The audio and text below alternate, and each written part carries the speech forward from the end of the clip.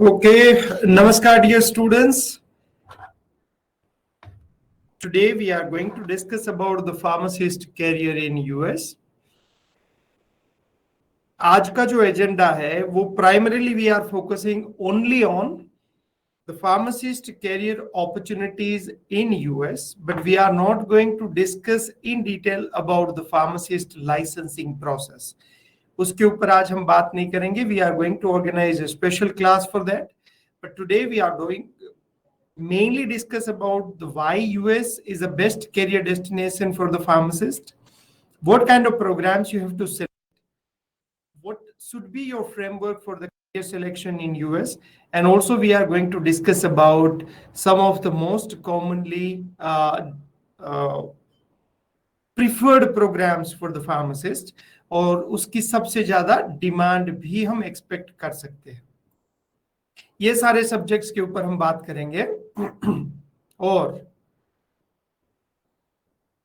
हमारा जो आज का एजेंडा है वो ये पॉइंट्स के ऊपर डिपेंड रहेगा. First we will discuss about the 5 most common reasons to select US as a study destination. Second, what are the most important benefits to work in US as a pharmacist? मैं फिर से बोल रहा हूं, जब मैं pharmacist आज बोल रहा हूं तो इंडस्ट्रियल सेक्शन के बात कर रहा हूं. I am not talking about the community और हॉस्पिटल फार्मासिस्ट के बारे में उतनी ज्यादा फोकस नहीं है. ओके, क्योंकि वो एक अलग से ही बड़ा सब्जेक्ट बन सकता है. तो उसके लिए हम ऑलरेडी काफी बार बात कर चुके हैं और in future we are going to organise a special class for that as well.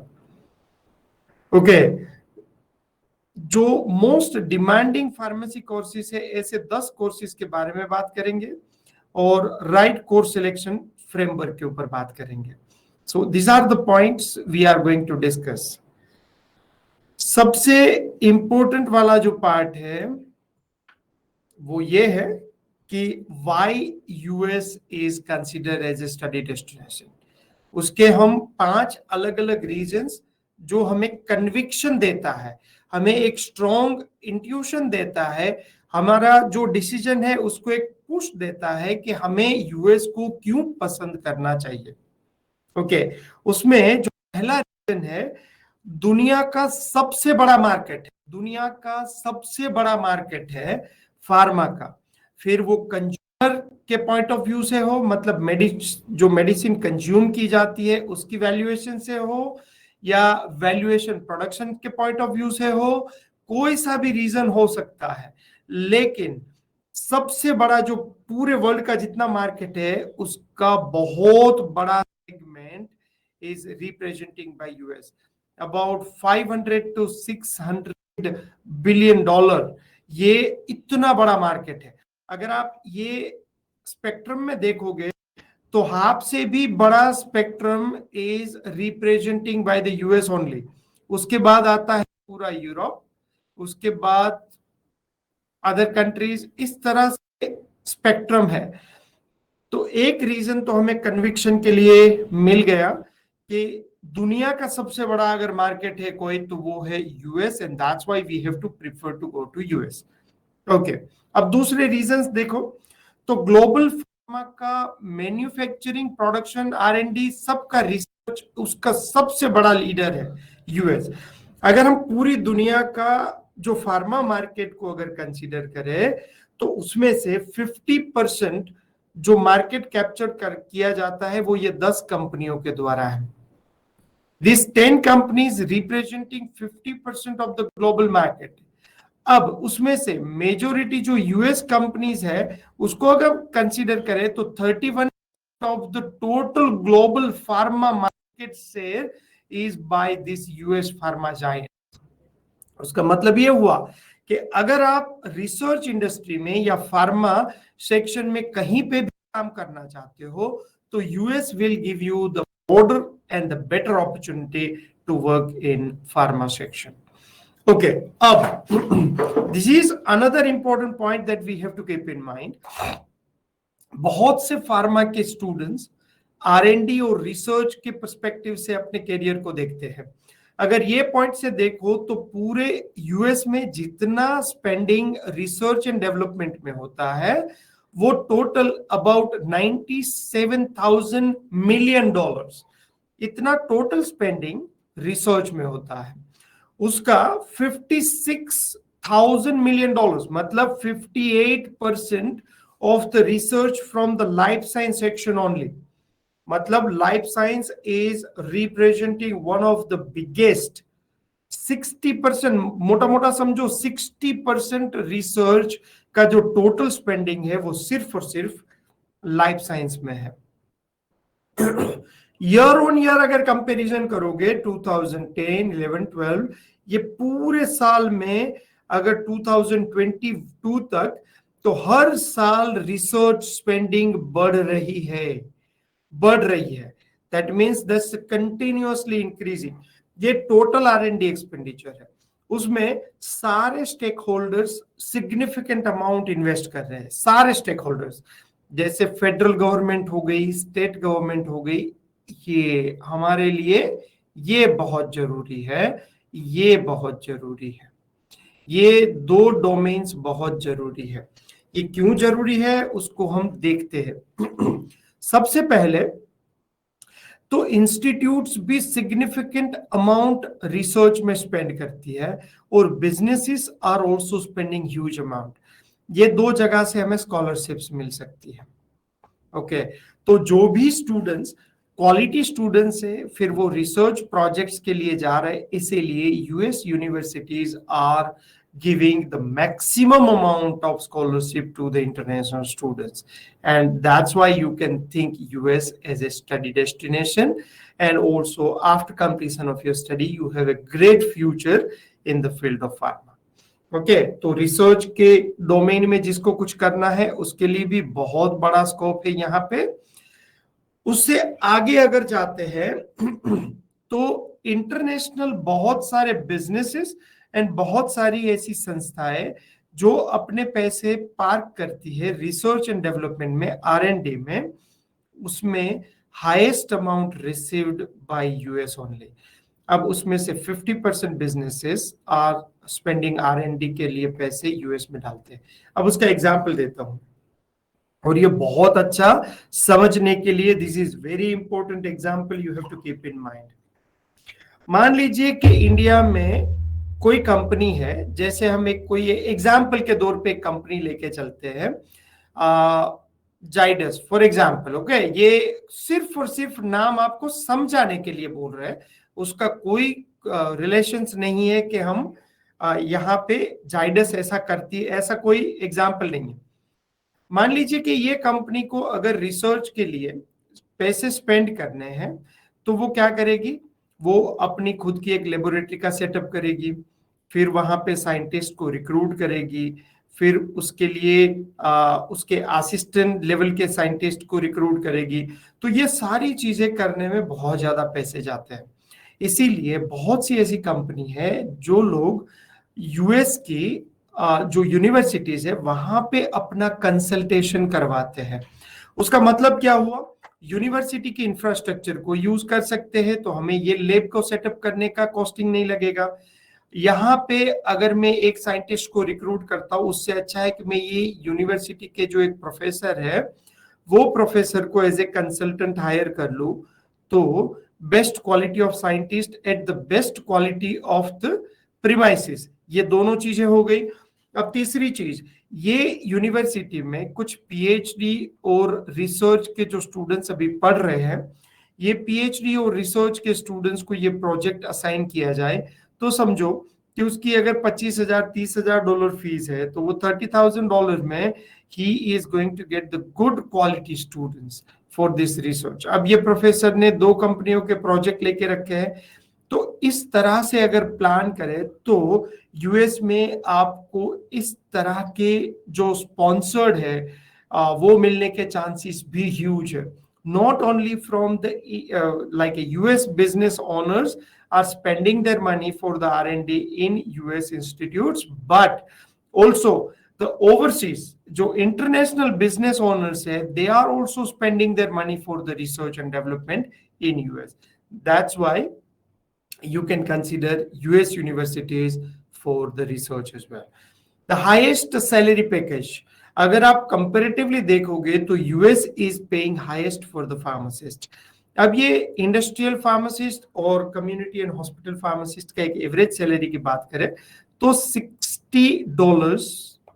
$60 का मतलब होता है मोटा मोटा सा $1,20,000 per year you can make. This is the per hour. Okay, और बहुत सारी number of vacancies are available in all different areas. तो हाई पे, रिसर्च की ग्रेट अपॉर्चुनिटीज, बड़ा मार्केट एंड द जायंट्स वहां पे ही बैठे हैं सारे। ओके, तो ये सारे पैरामीटर्स के ऊपर अगर एक पैरामीटर देखें तो अभी फार्मा सेक्टर है वो ब्रॉड हो रहा है, बहुत बड़ा खुल रहा है, बहुत बड़ा हो रहा है और अपने जो पंख है वो अलग अलग डायरेक्शन में फैला रहा है, जैसे कि bio informatics, health informatics, specialised clinical pharmacy, digital health, genomic science. ये सारे एरिया बहुत तेजी से ग्रो कर रहे हैं यूएस में। तो अगर फार्मासिस्ट ये सोच के चले कि मुझे कन्वेंशनल रूट से कैरियर नहीं बनाना है, मुझे अपकमिंग फ्यूचर वाला कैरियर बनाना है, तो भी US is playing a best platform. तो broad spectrum of career opportunities, ये अलग अलग डाइवर्सिफाइड एरियाज में भी आप काम कर सकते हो। तो ये 5 रीजंस को अगर आप देखोगे कि broad spectrum career opportunities, great research opportunity, बहुत अच्छे पैसे, बहुत बड़ा मार्केट और बहुत बड़ा कंज्यूमर वर्क, ये सारे पॉइंट्स है, US is the best option to study pharmacy.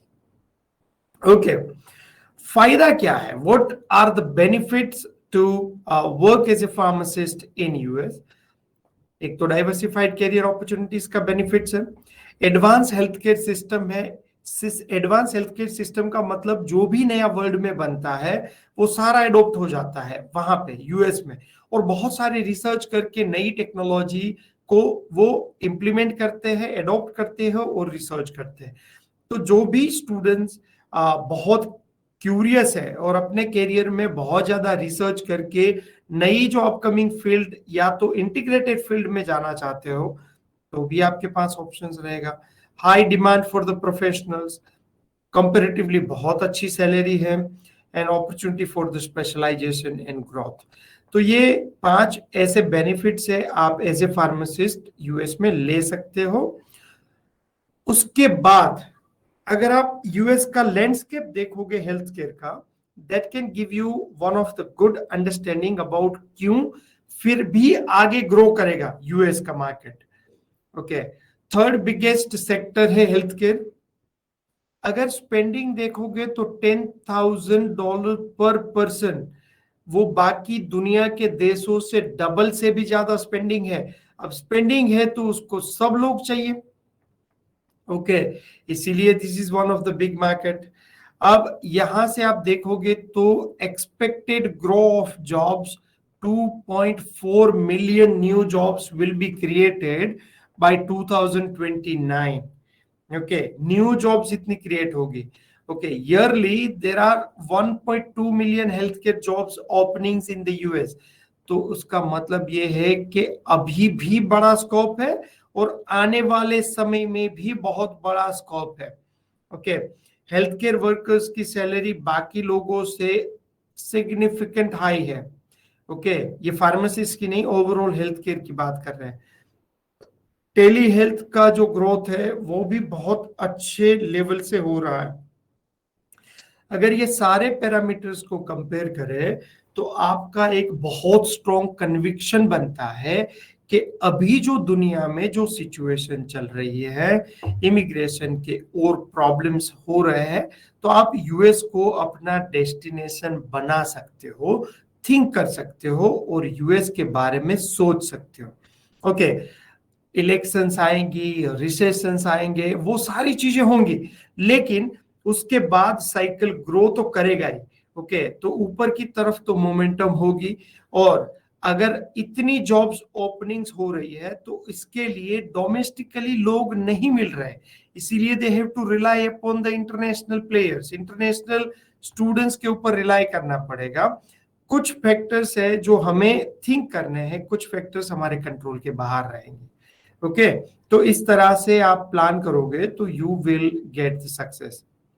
अब एक कन्विक्शन हो गया, अब तक हमने जितनी बातें की वहां से आपको एक कन्विक्शन मिल गया कि हाँ भाई यूएस जाना चाहिए, उसके कुछ रीजंस मुझे समझ में आ रहा है कि भाई हाँ ये सारे रीजन है, इसीलिए US is comparatively better options.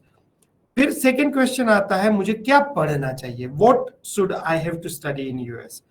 तो ये 10 प्रोग्राम्स जो अभी आपको रिकमेंड कर रहे हैं हम कि ऐसे प्रोग्राम्स पढ़िए। बायो इन्फॉर्मेटिक्स, हेल्थ इन्फॉर्मेटिक्स, अगर आप ये प्रोग्राम पढ़ना चाहते हो तो आपको एक नई स्किल सीखनी पड़ेगी जिसको हम डेटा साइंस, और थोड़ा बहुत आप कंप्यूटर प्रोग्रामिंग के बारे में थोड़ा बहुत जानना जरूरी है। अगर इतना एडोन सीखना चाहते हो तो ये स्कोप अच्छा रहेगा, ये स्कोप के ऊपर आप थिंक कर सकते हो। ये जनरली पब्लिक हेल्थ और हेल्थ के डेटा के ऊपर काम करता है, और जो बायो इन्फॉर्मेटिक्स है that mainly focus on the genomic sequencing, genomic analysis, और ये जो ह्यूमंस के डेटा है उसके ऊपर काम करता है। इसीलिए ये दोनों में एक फर्क है। आगे हम इसके ऊपर कुछ अगर आप डिमांड करोगे तो we are going to organise a webinar that's bio informatics and health informatics के फ्यूचर में क्या है और क्या डिफरेंस है। उसके बाद अगर देखें तो हम कन्वेंशनल प्रोग्राम्स को ले सकते हैं, pharmaceutical science, pharmaceutics and cosmetics, pharmacology and toxicology. अब ये प्रोग्राम्स भी बहुत अच्छे हैं। अगर आप फार्माकोलॉजी पढ़ रहे हो या तो आप बायोटेक्नोलॉजी पढ़ रहे हो फॉर एग्जाम्पल, तो साथ में अगर आप कोई सर्टिफिकेट कोर्स कर लेते हो, दुनिया की बहुत सारी यूनिवर्सिटीज है जो आपको फ्री में कुछ सर्टिफिकेशंस करवाती है। If you are going to do such kind of certifications and certificate courses, तो क्या होगा, उससे आप ये अपॉर्चुनिटीज भी ओपन कर सकते हो, और बहुत सारी biopharmaceuticals, genomic science, biotechnology research, वो सारी अपॉर्चुनिटीज भी ओपन कर सकते हो। ओके, कंडीशन क्या है, ये पढ़ने के साथ में बहुत सारी यूनिवर्सिटी के कुछ फ्री कोर्सेज करके आपकी रिज्यूमे को स्मार्ट बनाना चाहिए।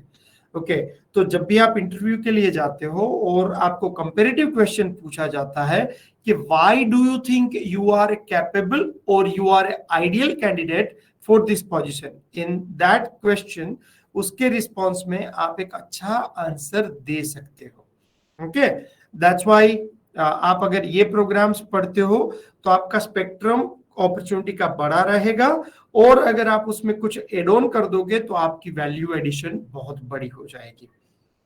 कुछ स्टूडेंट्स जो फार्मास्यूटिकल साइंस की तरफ जिसकी झुकाव ज्यादा है, उसको बायोफार्मास्यूटिकल, फूड, कॉस्मेटिक्स, ये सारे न्यूट्रास्यूटिकल्स, पूरे वर्ल्ड में सबसे बड़ा जो न्यूट्रास्यूटिकल का कोई कॉन्सेप्ट, कोई मैन्युफैक्चरिंग है तो वो भी यूएस में ही हो रहा है। ओके, तो ये सब्जेक्ट्स के बारे में भी हम सोच सकते हैं। रेगुलेटरी अफेयर्स मेरे हिसाब से is not like very promising in upcoming future, पर आपको करना है तो कर सकते हो, इट्स ओके। ये अगर आपके इंजीनियरिंग स्किल्स अच्छे हैं, इंजीनियरिंग स्किल्स, ओके, तो आप बायोमेडिकल साइंस या तो बायोमेडिकल इंजीनियरिंग की तरफ सोच सकते हो, क्योंकि आने वाले समय में बहुत ज्यादा इंजीनियरिंग बदलाव आएंगे बायोमेडिकल के पॉइंट ऑफ व्यू से। ओके, जो भी इंस्ट्रूमेंट्स आज यूज हो रहे हैं उसकी बहुत ज्यादा लिमिटेशंस है। तो आने वाले टाइम में जैसे ये बायो इन्फॉर्मेटिक्स ग्रो करेगा और ये हेल्थ इन्फॉर्मेटिक्स, तो इसकी मदद से जो अब नए इंस्ट्रूमेंट्स में जो चेंजेस होंगे उसकी डिटेक्शन कैपेबिलिटी अच्छी हो जाएगी। तो biomedical science and biomedical engineering, अगर आपकी इंजीनियरिंग स्किल्स थोड़ी सी अच्छी है और आपको ये डायरेक्शन में आगे बढ़ना है तो आप ये डेफिनेटली कर सकते हो। फार्मास्यूटिकल केमिस्ट्री अगेन आप इसके बारे में अच्छा खासा सोच सकते हो फार्मास्यूटिकल केमिस्ट्री के बारे में, क्योंकि अभी बहुत सारे कंट्री एक ही दुनिया के देश के ऊपर डिपेंड है एपीआई के पॉइंट ऑफ व्यू से, चाइना के ऊपर। तो अब सब कंट्री अपने अपनी खुद की इंडिपेंडेंसी थोड़ी बहुत बिल्ड करना चाहते हैं। ओके और अभी बहुत ज्यादा बदलाव हो रहे हैं, आर्टिफिशियल इंटेलिजेंस एंड ये क्लाउड कंप्यूटिंग, आर्टिफिशियल इंटेलिजेंस, और ये सेक्शन जो है वो ड्रग डिजाइनिंग के पॉइंट ऑफ व्यू से भी रिसर्च को बहुत फास्ट कर दे रहा है। तो अगर आपको फार्मास्यूटिकल केमिस्ट्री में भी ग्रो करना है तो that is also the good option. Pharmaceutical engineering बहुत अच्छा स्कोप है क्योंकि लेबर इंटेंस इंडस्ट्री है, तो फार्मास्यूटिकल इंजीनियरिंग से बहुत सारे बदलाव आना चालू हो चुके हैं। ओके अगर आप प्रोडक्शन लाइन में देखोगे तो प्रोडक्शन में बहुत सारे चेंजेस एडॉप्ट करना चालू कर दिया है फार्मा इंडस्ट्री ने। आज तक फार्मा इंडस्ट्री क्या करती थी, थोड़ी सी रिजर्व फॉर्मेट से वो काम करती थी, लेकिन now they have start adopting lots of different kind of changes. तो टेक्नोलॉजी के चेंजेस में बहुत अच्छे बदलाव से ये कुछ ब्रॉड स्पेक्ट्रम प्रोग्राम को पसंद करना चाहिए। यहाँ पे मैं टेक होम मैसेज आपको इतना ही देना चाहता हूं कि अभी अगर आप पढ़ाई करते हो तो बहुत ज्यादा स्पेशलाइजेशन में मत चले जाइए। हो सके तो इस तरह के ब्रॉड स्पेक्ट्रम प्रोग्राम को पसंद कीजिए और आप पढ़ाई के बाद आपके पास मल्टीपल कैरियर के ऑप्शंस रखिए। प्रोडक्शन, क्यूए, क्यूसी, आर&डी, एफ&डी, ये सारे ऑप्शंस आपके पास होने चाहिए। ओके तो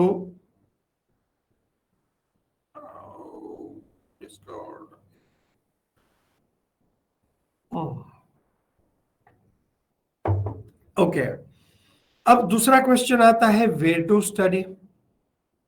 तो ये 5 लोकेशंस आप थिंक कर सकते हो, उसमें कुछ एरियाज जो है वो आप डिपेंड अपॉन द कौन से टाइप के प्रोग्राम्स को आप ले रहे हो इसके हिसाब से कर सकते हो, लेकिन पढ़ाई के ऊपर ज्यादातर इस तरह के लोकेशंस की लिमिटेशंस रखने का कोई मतलब नहीं है, उतना आप स्ट्रेस मत लीजिए। ओके जैसे एक एग्जांपल के तौर पे अगर देखोगे तो जैसे न्यू जर्सी है, उसको वर्ल्ड में क्या बोला जाता है, medicine chest of the world. This is the word that used. क्यों ये यूज किया जाता है, because the largest workforce work in the biopharmaceutical industry. और क्या रीजन है, 12 of the top 20 biopharmaceutical companies locate है यही स्टेट में। ओके तो ये इसकी मदद से ये न्यू जर्सी को एक किया जाता है। जैसे आप कैलिफोर्निया साइड जाओगे, अगर आप टेक्नोलॉजी, बायो इन्फॉर्मेटिक्स जैसे कोई सब्जेक्ट्स या तो हेल्थ इन्फॉर्मेटिक्स पढ़ना चाहते हो तो लोकेशन बाद में आपकी एजेंडा में होना चाहिए। पहले ऐसा नहीं है कि आप सीधा ही खाली लोकेशन लोकेशन के ऊपर से ही फोकस करोगे।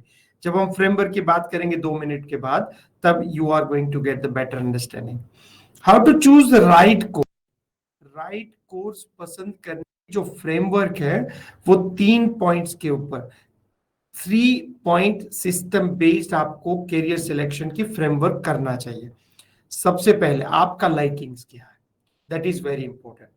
आपको पेशेंट केयर में मजा आ रहा है, आपको फार्माकोलॉजी में मजा आ रहा है, आपको मेडिसिनल केमिस्ट्री में मजा आ रहा है, इंजीनियरिंग स्किल्स अच्छी है, आप computer science and data and programming आप सीखना चाहते हो और उसको आप ये फील्ड में अप्लाई करना चाहते हो, आप आउटडोर काम करना चाहते हो, आप इंडोर काम करना चाहते हो, आप रिसर्च में काम करना चाहते हो, आप प्रोडक्शन में काम करना चाहते हो, लोगों के साथ काम करना चाहते हो, दिस काइंड ऑफ क्वेश्चंस आप आपकी स्ट्रेंथ और आपकी लाइकिंग्स के बेस पर से कुछ पैरामीटर्स आप फिक्स करके रखिए।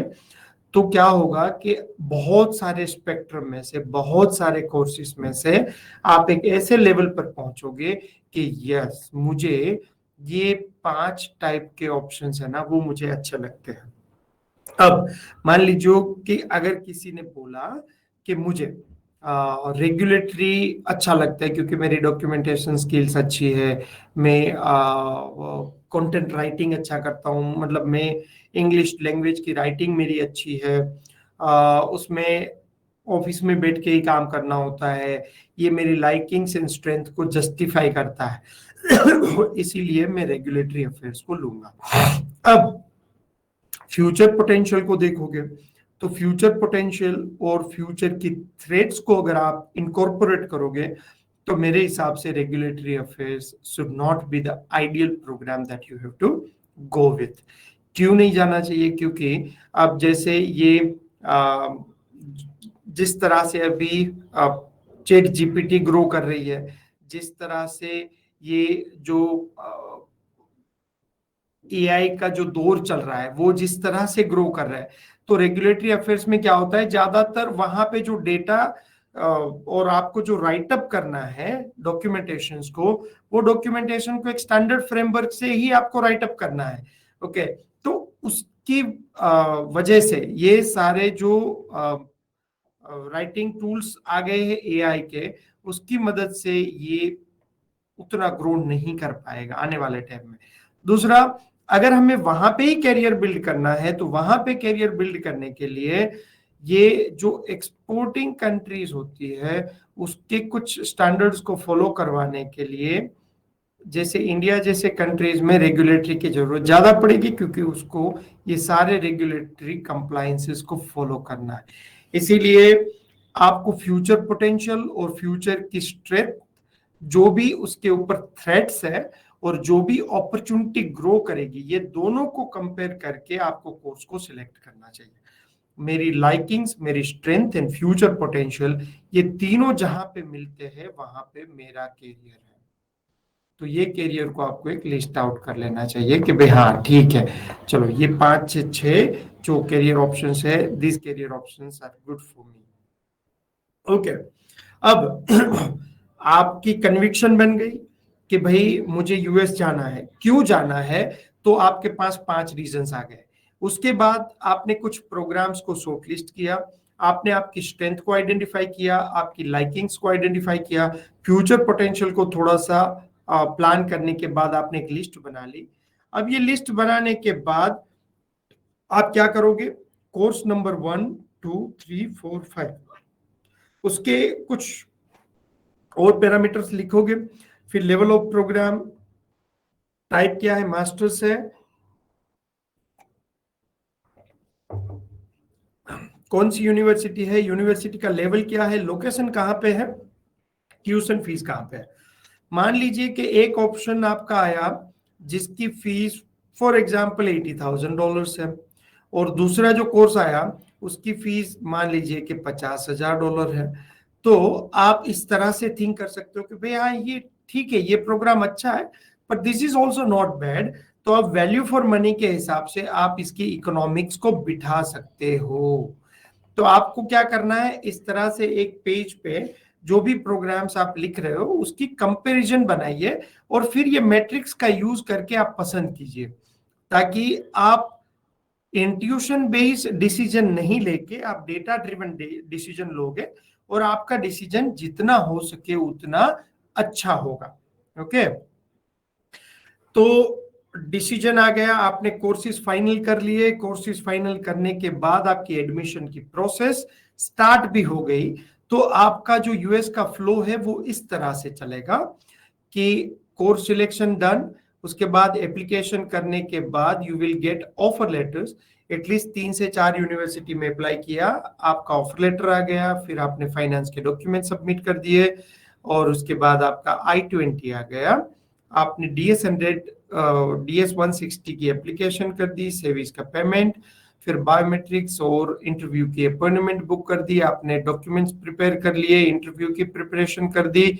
ये सारी चीजें करने के बाद आप वीजा एप्लीकेशन के लिए चले गए, and your visa has been approved. आप कॉलेज की फीस ये सब भरने के बाद यू रीच टू यूएस, और आपका टारगेट होना चाहिए कि स्टेम प्रोग्राम किया तो आप पढ़ाई के बाद you will get 3 years stay, और यहाँ पे ही आप H-1B लेके वहां पे सेट होके you can live a good quality life in US. That should be your goal. Okay, तो ये सारी प्रोसेस में pharma vision will be your partner.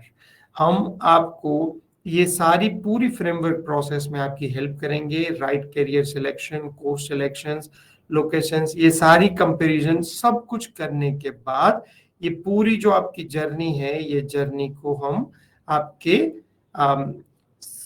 जो प्रोसेस को we can take care of this things, और यहाँ पे भी we can provide you the guidance और आपको अपडेट करते रहेंगे।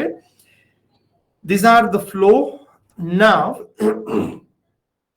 जो जितना मुझे आपको समझाना था, बोलना था, वो सब बता दिया।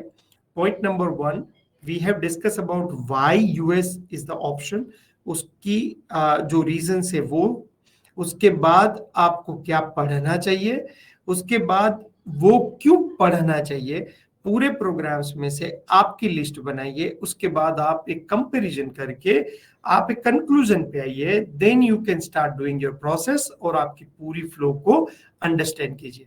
यही फ्रेमवर्क को अगर आप फॉलो करेंगे तो you are going to get a successful career with the minimum investment of time and money, और आप बहुत ज्यादा उलझेंगे नहीं, आप आपके डिसीजन के हिसाब से आगे मूव कर लोगे। ओके, और अब आप फार्मा विजन की कम्युनिटी के साथ कनेक्ट कर सकते हो। आपको इंस्टा, यूट्यूब, फेसबुक, ये सारे प्लेटफॉर्म से कुछ ना कुछ आपको वैल्यू एडिशंस मिलती रहेगी।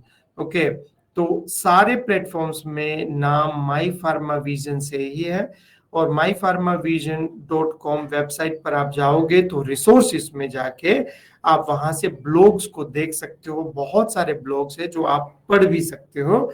तो आप यूएस के बारे में खाली वहां पे सर्च में जाके यूएस टाइप करोगे तो आपको बहुत सारी इंफॉर्मेशन के ब्लॉग्स मिल जाएंगे। ओके, और ये हमारी ऑफिस है, अगर आप फिजिकली आना चाहते हो तो भी मिल सकते हो, और अगर आप काउंसलिंग करना चाहते हो तो हमारे एक्सपर्ट काउंसलिंग टीम से भी आपका काउंसलिंग हो सकता है। अगर आप मुझसे काउंसलिंग करना चाहते हो तो भी यू आर मोस्ट वेलकम। मैं यहाँ पे generally Tuesday and Thursday counselling provide करवाता हूँ, मतलब I am available at the office and I can meet all the student.